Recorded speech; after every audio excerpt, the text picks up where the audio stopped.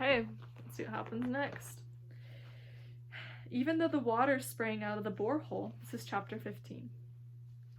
Borehole was brown and muddy. Some of the little boys wanted a drink right away, but their mothers held them back. The men kept on working with the drill. Their leader talked to Nia's uncle, father, and some of the other village men. Later, Depp explained things to her. "Don't worry," he said. "The water is muddy because it is still mixed with the old water that they were using from the pond. They have to drill farther down to make sure of getting deep enough into the good, clean water underground. And then they have to put in the pipes and make a foundation with the gravel, and then install the pump and pour cement around it. And the cement has to dry. It would be several more days before they could drink the water," Depp said. Nia sighed and picked up the big plastic can. Yet another walk to the pond. Always walking to the pond. Okay, says Kenya to Rochester, New York, 1996. That's actually the year that I was born. Kind of fun. Okay, the Lost Boys. That was what they were being called in America. The boys who had lost their homes and families because of the war and had wandered lost for weeks or months at a time before reaching the refugee camps. The aid worker explaining this to Salva and the 8 other boys would be traveling with them. The woman spoke mostly English. Sometimes she said a word or two in Arabic, but she did not speak that language well. She tried her best to speak slowly, but she had many things to tell them, and Salva worried that he might misunderstand something important. They rode in a truck from the Ifo refugee camp to a processing center, Nairobi, the capital city of Kenya. Endless forms had to be filled out. Their photos were taken. There was a medical examination. It was all a blur to Salva, for he was too excited to sleep, which made him too tired to grasp everything that was happening. But there was one clear moment when he was given new clothes.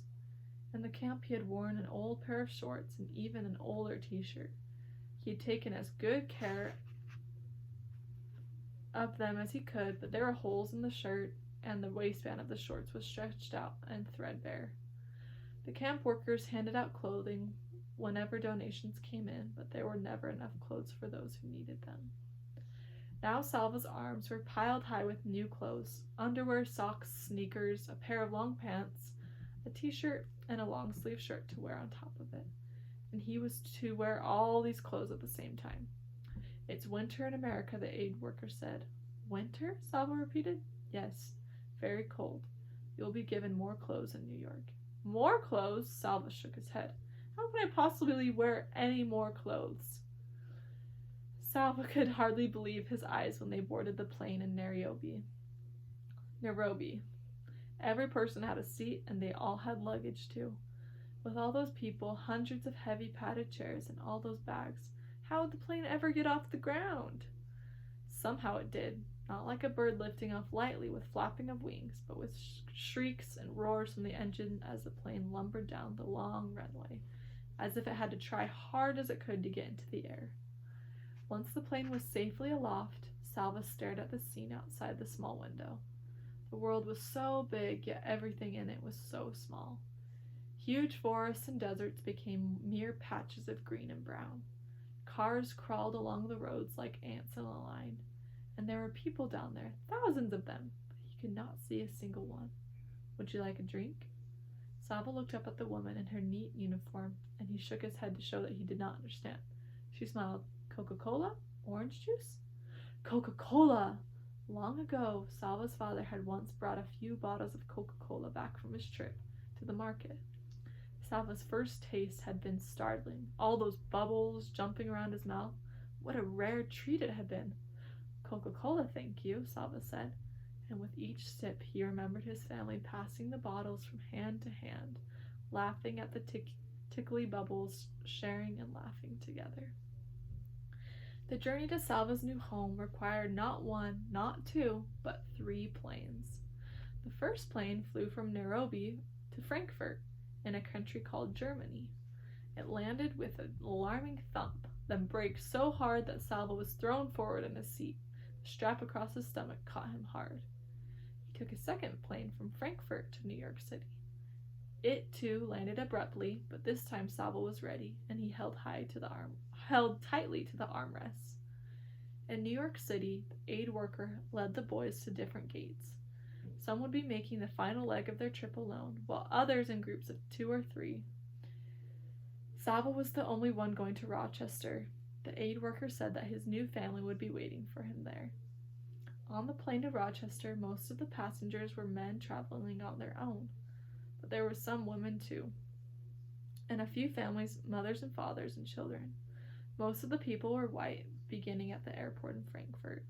Sava had seen more white people in the last few hours than he had seen before in his lifetime. He tried not to stare, but he couldn't help studying the families closely. Thoughts kept looping in through his mind. What if my new family isn't there? What if they have changed their minds? What if they meet me and don't like me? Sava took a deep breath. A step at a time, he reminded himself. Just this flight to get through for now. The plane landed at last, its wheels screeching while Sava gripped the armrest and braced himself for what was to come. There they were, smiling and waving in the airport lobby, his new family. Chris, the father, Louise, the mother, and 4 children. Sava would have siblings, just as he had before. He felt his shoulders relax a little on seeing their eager smiles. Sava said, "Hello," and "thank you" many times for his fatigue and confusion. These were the only words he felt sure about. He could not understand what anyone was saying, especially Louise, who spoke so quickly that at first he was not sure she was even speaking English. And yes, they did have more clothes for him. A big puffy jacket, a hat, a scarf, gloves. He put on the jacket and zipped it up. The sleeves were so bulky that he felt as if he couldn't move his arms properly. He wondered if he looked very foolish now, with his body and his arms so fat and his legs so thin. But none of the family laughed at him, and he soon noticed that they were all wearing the same kind of jacket. The glass doors of the airport terminal slid open. The frigid air hit Sava's face like a slap. Never had he felt such cold before. In the part of Africa where he had lived all his life, the temperature rarely dropped below 70 degrees. When he inhaled, he thought his lungs would surely freeze solid and stop working. All around him, people were still walking and talking and moving about. Apparently, it was possible to survive in such cold temperatures, and now he understood the need for the awkward padded jacket. Sava stood still in the terminal doors for a few moments. Leaving the airport felt like leaving his old life forever. Sudan, his family, his village. Tears came to his eyes, perhaps from the cold air blowing in through the open doors. His new family was already outside. They turned and looked back at him. Sava blinked away the tears and took his first step into a new life in America. Okay, guys, it looks like we got chapter 16, 17, 18. That's it. We're almost done. Wow, this has been a journey. Dang.